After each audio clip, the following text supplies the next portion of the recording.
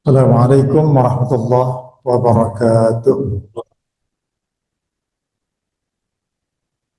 Alhamdulillah wassalatu wassalamu ala Rasulillah wa ala alihi wa sahbihi wa man tabi'ahu wa mawalah wa la hawla wa la quwata illa billah il-'aliyyil 'azim, amma ba'd. Pada kesempatan kajian zuhur kali ini, tafsir tematik kita akan mengulas firman Allah dalam Al-Quran surah Haji ayat 36, dan kita lanjutkan nanti pada ayat yang ke-37 yang intinya itu di seputar tentang masalah penyembelihan kurban. Salawat dan salam semoga senantiasa tercurah keriban junjungan kita Nabi besar Muhammad sallallahu alaihi wasallam, pada keluarganya, kepada para sahabatnya, dan mudah-mudahan kita ittiba mengikuti jejak sunnah. Hasil sidang isbat Kementerian Agama yang digelar ba'da asar kemarin hari Selasa, bahwa di wilayah Aceh dan Sumatera Utara, kemudian Lampung, ternyata hilal telah terlihat. Maka diputuskan bahwa hari ini jatuh pada tanggal 1 Dzulhijjah. Artinya kalau kita menghitung maju,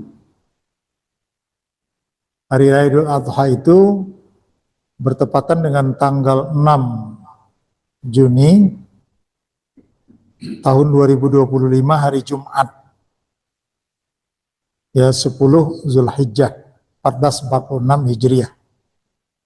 Sedangkan di Arab Saudi telah diumumkan bahwa tahun ini masuk kategori Al-Hajjul Akbar.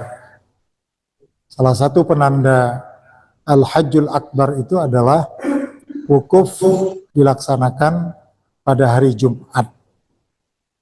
Jadi mereka tanggal 6 itu wukuf, kita di sini sudah masuk tanggal 10 Dzulhijjah, karena kita menghitungnya berdasarkan ru'yatul hilal maupun hisab. Tapi ada juga yang menggunakan matla. Apa itu matla? Matla itu tempat terbitnya bulan. Maka yang mengikuti matla Arab Saudi atau Makkah, kalau hari Jumat itu wukuf, maka biasanya mereka akan melakukannya esok harinya, tanggal 10. Itu biasa dilakukan oleh mereka-mereka yang patokannya itu adalah Makkah. Tapi kelihatannya Indonesia melalui Kementerian Agama patokannya berdasarkan hisab dan ru'yatul hilal. Maka disepakati kemarin bahwa tanggal 10 Dzulhijjah itu bertepatan dengan tanggal 6 Juni tahun 2025 pada hari Jumat. Jadi kita ikuti saja ketentuan pemerintah, dan biasanya kalau Idul Adha-nya hari Jumat, penyembelihannya selalu bergeser ke hari Sabtu. Bahkan status hukum wajib Jumat itu menjadi terangkat karena sudah dilakukan sholat Idul Adha pada pagi harinya. Artinya bagi yang mau melaksanakan Jumat silakan, bagi yang tidak sudah cukup baginya melaksanakan ya sholat Idul Adha itu sebagai pengganti sholat Jumat. Tapi ada juga yang lain mengatakan tetap melaksanakan sholat Jumat. Kita mengikuti ketentuan-ketentuan yang berlaku di tempat masing-masing. Istilah kurban disebut dengan istilah udhiyah, penyembelihan, yang dilakukan pada Yaumun Nahar. Jadi tanggal 8 Yaumut Tasyrik ragu-ragu, tanggal 9 Yaumul Arafah, sudah pasti mimpi itu bersumber dari Allah. Nabi Ibrahim ketika mimpi menyembelih putranya, baru nahar itu artinya mengalirkan darah kurban. Maka disebut dengan Yaumun Nahar. Yaumut Tasyrik tanggal 8, Yaumul Arafah tanggal 9, kemudian Yaumun Nahar tanggal 10. Syariat sunnah saumnya, yang ingin berpuasa sejak hari ini sudah boleh sampai nanti tanggal 9. Tapi kalau hanya hari tanggal 8, 9 saja pun boleh. Jadi tinggal memilih kalau kita ingin melaksanakan saum pada bulan Dzulhijjah. Disyariatkan berdasarkan beberapa dalil, diantaranya surah Al-Kautsar, ya, yang surat paling pendek itu. Inna a'tayna kal kautsar. Sesungguhnya kami telah memberikan kepadamu nikmat yang demikian banyak. Fasholli li rabbika, maka salatlah untuk Tuhanmu. Ini konteksnya salat Idul Adha. Wanhar, dan alirkanlah darah kurban. Ya. Jadi perintahnya itu dengan fi'il amar. Fasholli li rabbika wanhar. Maka syariat menyembelih hewan kurban itu afdolnya dan baru diterima sebagai sembelihan kurban manakala kurban itu disembelih ketika sholat Idul Adha sudah ditunaikan. Adapun yang menunaikan kurbannya sebelum sholat Idul Adha ditunaikan, tidak dihitung sebagai ibadah kurban, tetapi merupakan sembelihan biasa. Ya, mungkin mau terburu-buru, ya, sebelum sholat dia sembelih, maka jatuhnya bukan kurban, itu sembelihan biasa. Saya mendoakan semoga kita yang hadir ini diberi Allah rezeki sehingga kita bisa menunaikan ibadah kurban ini sebagai sunnah muakkadah. Ya. Jangan seperti yang sudah sampai kepada kita videonya itu, menyampaikannya agak lucu, tapi faktanya memang seperti itu. Katanya sepeda mahal-mahal lu bela-belain beli. Batu cincin mahal-mahal dibelain beli, sampai ke Ambon sono nyari batu cincin. Kemudian burung yang mahal-mahal sampai kandang-kandangnya dibelain dibeli. Giliran kurban cuma yang dibeli tusuk sate sama areng. Karena apa? Karena anggapannya kurban hukumnya sunat ini. Kalau mazhab Imam Abu Hanifah, kurban itu wajib. Abu Hanifah. Tapi 3 yang lain hanya sebagai sunnah muakkad saja. Abu Hanifah mengambil dalil, fasholli li rabbika wanhar. Itu fi'il amar. Maka wajib. Dan satu lagi yang dijadikan dasar oleh Abu Hanifah, hadis Nabi. Siapa yang sudah mampu berkurban tapi tidak melaksanakan kurban, falan yaqrabanna musallana, maka janganlah dia mendekati tempat sholat kami. Tapi jumhur ulama hanya menetapkan kurban itu sebagai ibadah sunnah muakkadah. Apa keutamaan kurban? Tidak diragukan lagi, udhiyah adalah ibadah pada Allah dan pendekatan diri kepadanya. Qarraba yuqarribu taqarruban. Jadi taqarrub, mendekatkan diri kepada Allah Subhanahu wa taala. Yang kedua, mengikuti sunnah Nabi Muhammad sallallahu alaihi wasallam. Ya. Kaum muslimin sesudah beliau pun kaum muslimin kita ini, ya, sesudah beliau wafat, sahabat-sahabatnya tetap melestarikan pelaksanaan ibadah kurban.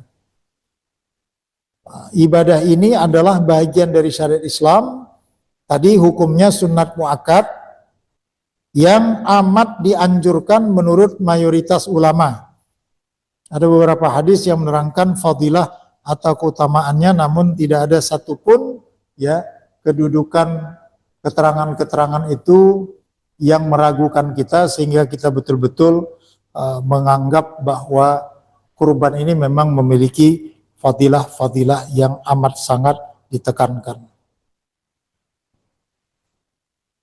Hukum berkurban sunnah muakkad, ya, sangat dianjurkan, tapi tidak sampai kepada wajib menurut pendapat mayoritas ulama. Nah, dalil yang mendukung pendapat jumhur adalah hadis dari Ummu Salamah.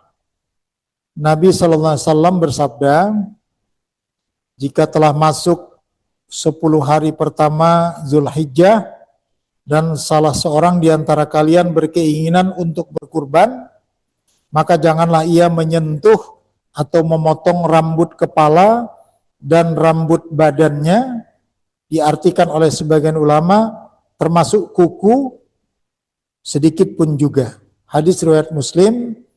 Imam Asy-Syafi'i rahimahullah berkata dalam hadis ini adalah dalil bahwasanya hukum udhiyah tidak wajib, hanya sampai sunnah muakkadah saja. Cuma ini terjadi perdebatan dan polemik juga. Apakah seseorang yang sudah berniat akan berkurban mulai masuk hari ini tanggal 1 dia sudah tidak lagi memotong rambut, memotong bulu-bulu badan, dan juga tidak memotong kuku. Kedudukannya apa? Keutamaan saja, afdol saja, atau sunnah saja. Ya, kalaupun dilakukan tidak sampai dosa. Dia hanya dimaknai sebagai afdol. Afdol itu dilakukan baik, kalau tidak dilakukan pun tidak masalah. Waktu penyembelihan kurban. Dari Anas bin Malik radhiyallahu anhu, ia berkata bahwa Nabi SAW bersabda, barang siapa yang menyembelih kurban sebelum sholat Idul Adha, maka ia berarti menyembelih untuk dirinya sendiri dan dikategorikan sebagai sembelihan biasa. Barang siapa yang menyembelih kurban setelah sholat Idul Adha, maka ia telah menyempurnakan manasiknya dan ia telah melakukan sunnah Rasul yang diikuti oleh kaum muslimin. Jadi waktu penyembelihannya itu yang afdol adalah setelah selesai sholat Idul Adha pada tanggal 10 bulan Dzulhijjah. Kemudian diikuti 3 hari pada hari-hari tasyrik 11, 12, dan 13.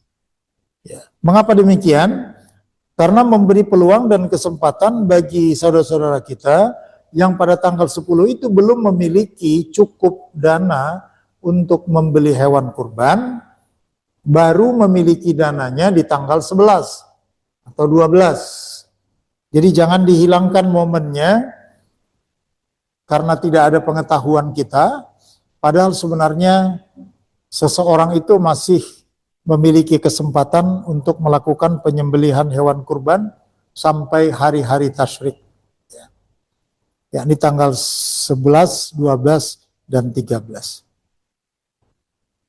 Kemudian kepada siapa pembahagian hewan kurban dan berapa maksimal yang boleh dikonsumsi bagi yang berkorban.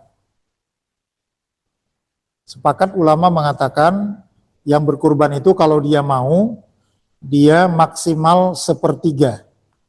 2/3-nya dia hadiahkan, dia sedekahkan, atau dijadikan sebagai perbekalan. Ya. Jadi 1/3 itu maksimal. Ya, jadi kalau minimal Kalau lebih dari sepertiga pun tidak apa-apa. Tentang pembahagian hewan kurban. Ini dalil yang saya sebutkan tadi. Coba Bapak Ibu cek dalam Al-Quran surat Haji ayat 36 dan 37. A'udzubillahi minasyaitonir. Wal budna, budna itu sebutan untuk onta yang masih usianya ya di bawah 5 tahun atau 5 tahun, yang dia masih memang layak untuk dinikmati dagingnya. Tapi kalau onta yang sudah sepuh itu disebutnya jamal. Jadi orang Arab membedakan istilah itu. Yang layak dikurbankan itu usianya 5 tahun, sehat, maka disebutnya al-budna. Wal budna ja'alnaha lakum min sya'airillah. Onta-onta itu yang akan dijadikan korban, dijadikan oleh Allah Subhanahu wa Ta'ala untuk meninggikan dan mensiarkan siar-siar agama Allah. Jadi rupanya ibu-ibu, salah satu tujuan kurban itu dilakukan di ruang terbuka dalam rangka syiar. Jadi memang kaitannya dengan syiar. Min sya'airillahi lakum fiha khair. Dan pada hewan kurban itu, kata Allah, bagimu banyak nilai-nilai kebaikannya. Salah satu nilai kebaikan berkurban itu adalah untuk menghilangkan dan mengikis sifat-sifat haiwaniyah yang terdapat di dalam diri kita. Tamak, ya, kikir, rakus, itu yang akan kita ambil ibrahnya dari penyembelihan hewan kurban. Sedikit kaifiatnya. Fadhkurusmallahi 'alaiha shawab. Sebutlah nama Allah ketika menyembelihnya dalam keadaan berdiri. Berbeda dengan sapi, itu ditumbangkan, tapi kalau hewan onta itu secara berdiri. Memang seperti itu lazimnya. Ya. Bismillahi Allahu Akbar. Dan dihadapkan ke arah kiblat dengan menggunakan alat pisau yang tajam supaya tidak menyakiti hewan yang disembelih. Faiza wajabat junubuha, apabila sudah tergeletak, kemudian dia sudah mati, siap untuk disantap, fakulu minha, makanlah olehmu minha sepertiga. Ya, yang berhak untuk kita, atau kurang dari itu juga boleh. Wa at'imul qani, dan berikanlah kepada mereka-mereka yang qanaah. Qanaah itu apa artinya? Memadakan apa yang ada sehingga dia menutup dirinya, tidak meminta-minta. Itu yang dikatakan qani. Yang satu lagi wal mu'tar, atau mereka-mereka yang mengiklankan dirinya bahwa dia orang yang meminta dan menginginkan kurban. Itu namanya mu'tar. Jadi dua-duanya boleh. Yang qani, yang tidak meminta diberi, yang meminta pun diberi. Wat'imul qani'a wal mu'tar. Kalau melihat dari teksnya wa'at'imu, itu sebenarnya siap saji. Tapi di kita ini tidak terbiasa memberikan daging kurban dalam bentuk siap saji. Itu hanya merupakan tradisi di Timur Tengah. Mereka tidak memberikan yang masih berdarah-darah itu. Hampir sama kedudukannya dengan daging akikah yang diberikan dalam bentuk siap saji. Ibu-ibu siap memberikan kurban dalam bentuk siap saji? Pasti jawabannya repot, Pak Ustadz. Tapi miris, ada sebahagian karena tidak ada uang untuk membeli perlengkapannya, mereka malah kesulitan. Itu makanya ada perintah untuk memberikan yang siap saji, ya kita lihatlah kondisinya. Kalau yang memang masih mampu memproses, silakan. Tapi kalau yang kita lihat dia nggak mampu memproses, peralatan masak aja nggak ada di rumahnya, sebaiknya diberikan kepada dia yang siap saji. Yang ahlinya ini orang Sumatera Barat, orang Minang. Biasanya dibuat dalam bentuk rendang, kemudian dikemas, dan rendangnya itu didistribusikan ya, kemana-mana, dan dia bisa tahan lama. Wa at'imul qani' wal mu'tar kadzalika sakharnaha lakum la'allakum tashkurun. Ini tujuan kurban.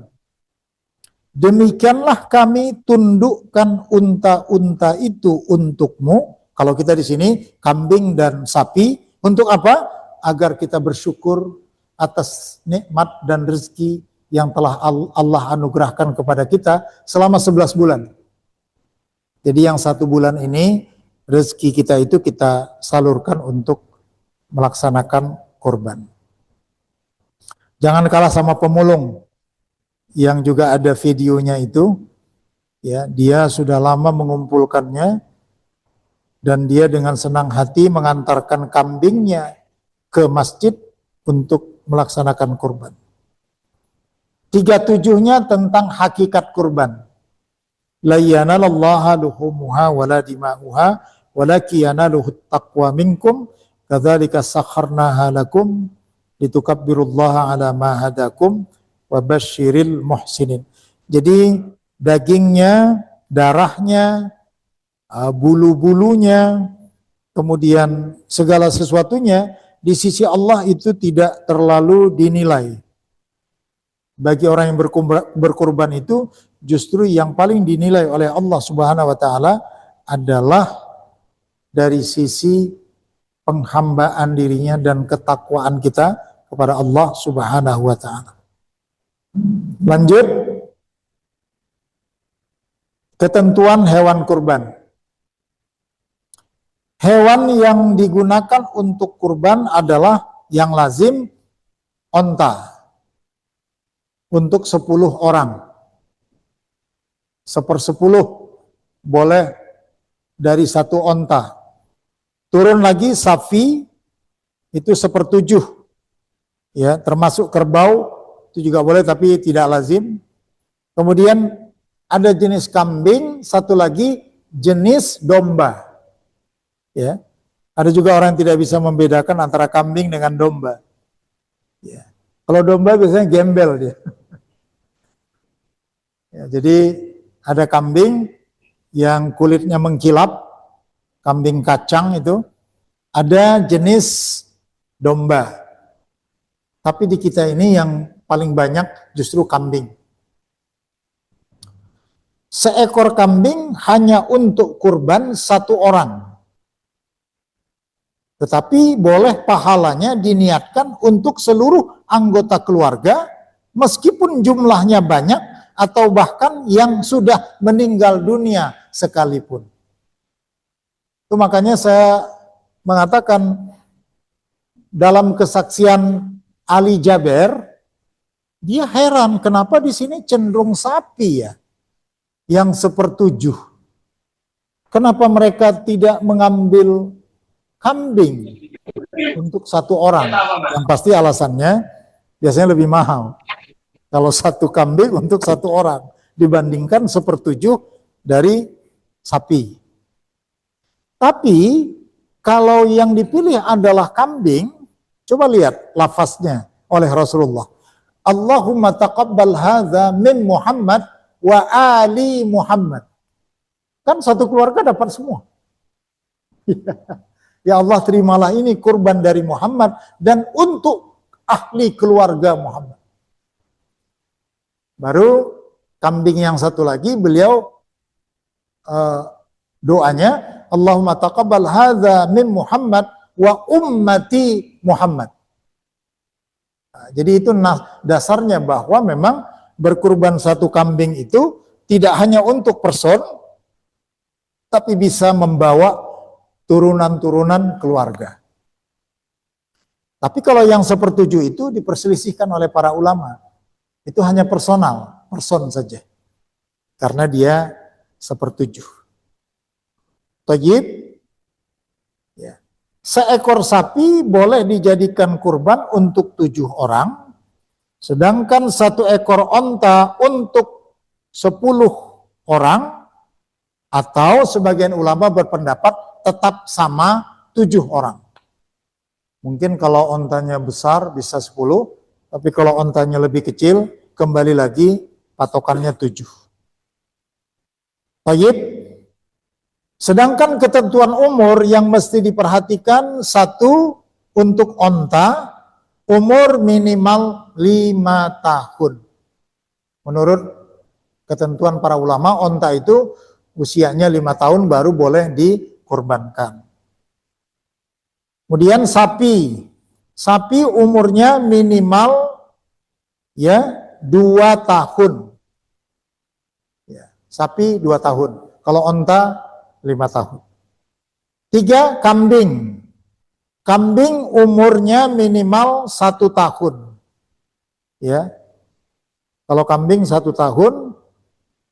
Kemudian domba atau jazaah ini umurnya minimal 6 bulan.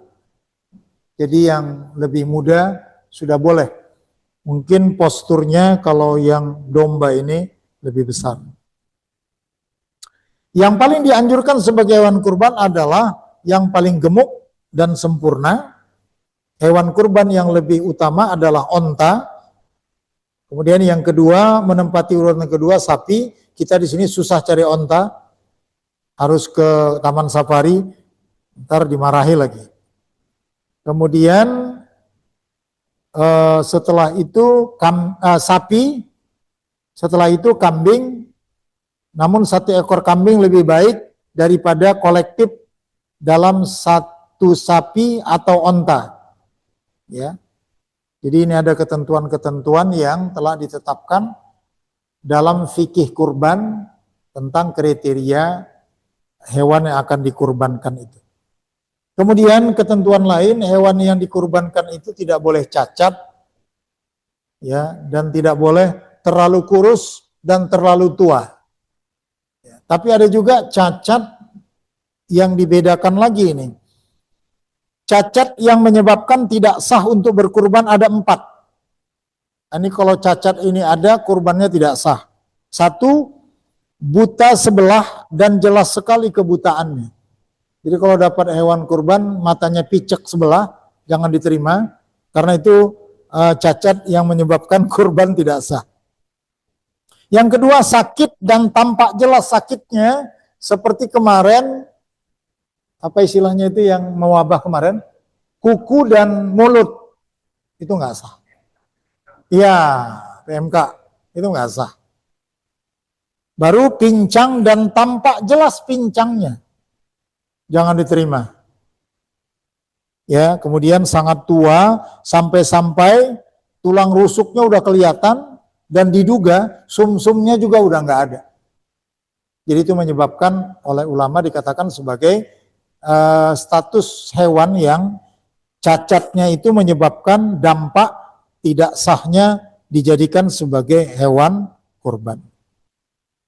Yang kedua, tidak sampai tidak sah tapi makruh.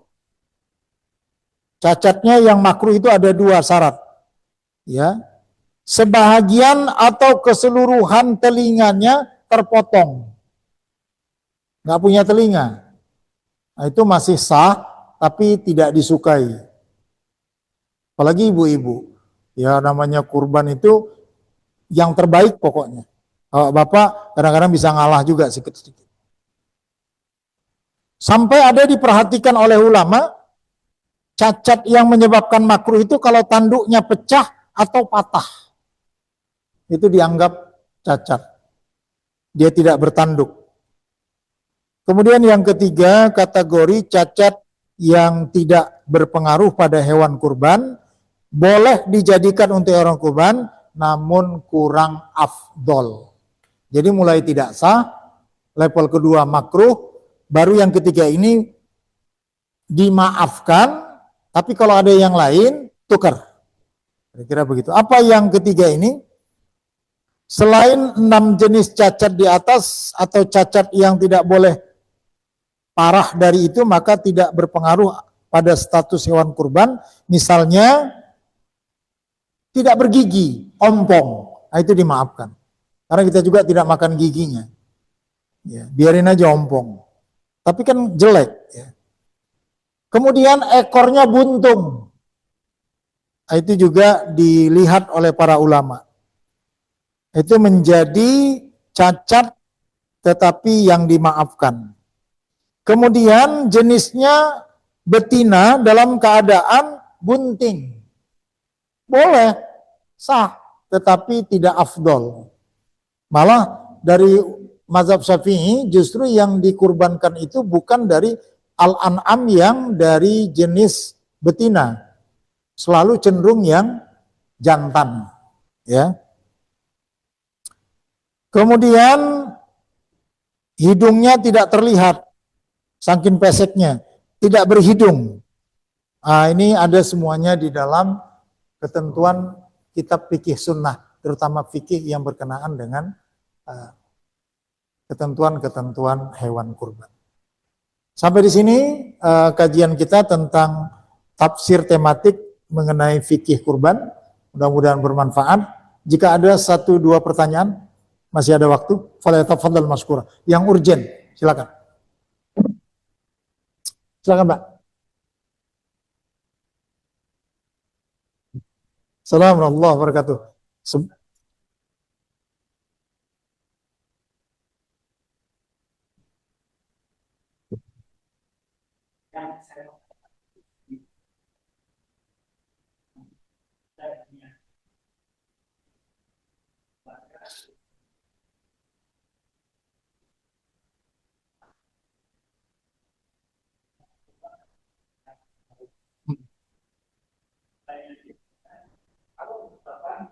Ada pilihan untuk mengorbankan kambing terbaik, tentunya harganya. Ya. Kemudian yang mahal bisa dijadikan misalkan buat kambing yang biasa saja itu lebih baik atau misalnya uploadnya yang mana? Ya. Di kalangan mazhab Syafi'i, manakala dia mempersembahkan ibadah kepada Allah Subhanahu wa taala, memang yang sempurna, levelnya yang paling baik, yang paling tinggi.